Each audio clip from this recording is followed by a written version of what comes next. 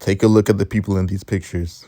One is an arsonist, another a philanthropist, the last a thief. Take a guess which is which. Actually, I lied. I genuinely don't know who these people are. But the fact of the matter is that some of us, while looking at these pictures, may have assigned a trait to the people up here. This is a plain and simple example of the subconscious prejudices that society has. And to an extent, it's normal as far as normal goes. The problem arises when people with corrupted power act on it. We gather here to speak on the Central Park 5 case and how such a thing should have never come into existence. A trial of 5 teenagers convicted of aggravated assault and rape of Trisha Maley. Of course, if they were guilty, they should be locked up and not seen the light of day. However, undeniably, these children were falsely accused with no evidence of them being the perps. Some say that they were inconveniently at the wrong place at the wrong time. But anyone that is not blinded by the lies of those meant to protect and serve know the only crime one of the accused, Yusuf Salam, committed was being black on a Wednesday night. Yusuf Salam, as pictured, was 15 at the time of his conviction. He was also 15 when he was illegally interrogated by the NYPD. During this interrogation, the corrupt police department claimed they had a reasonable cause to believe he was of age, saying they found identification that he was 17. Yusuf comically finds it stupidly ironic that something he used to look older would start a butterfly effect of him losing years of his life to the prison system. However, he also had ID that had his real age on it that somehow went missing during the interrogation.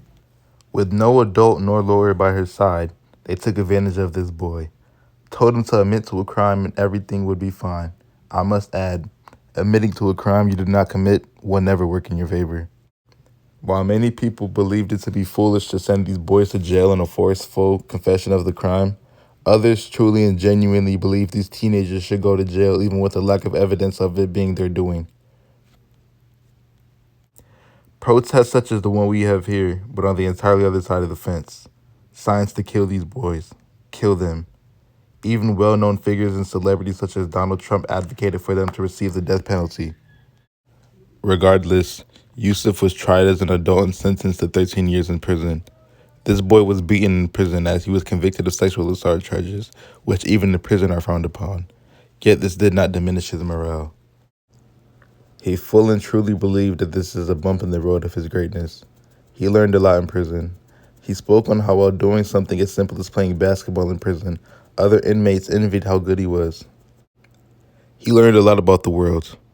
Even in prison with little to nothing to lose, others would try to drag him down too. And while they couldn't drag him down mentally, they sure could trip him and send him to the infirmary. Luckily, for him and his sprained ankle, he was a glass half full kind of guy, always seeing the bright and dim lit roads. Yusuf was glad he met a group of fellow Islam followers who agreed on the fact that he did not deserve to be there. So much to the point where they protected him to their fullest extent while in the pen. Having a plethora of people who cared for him definitely helped him get through this time in prison. Eventually, nearly after 6 years, the actual person who did the crime of assault and rape confessed and the boys were all released back into society. Many believed he should just go move on and try his best to integrate back into society. Yusuf said hell no.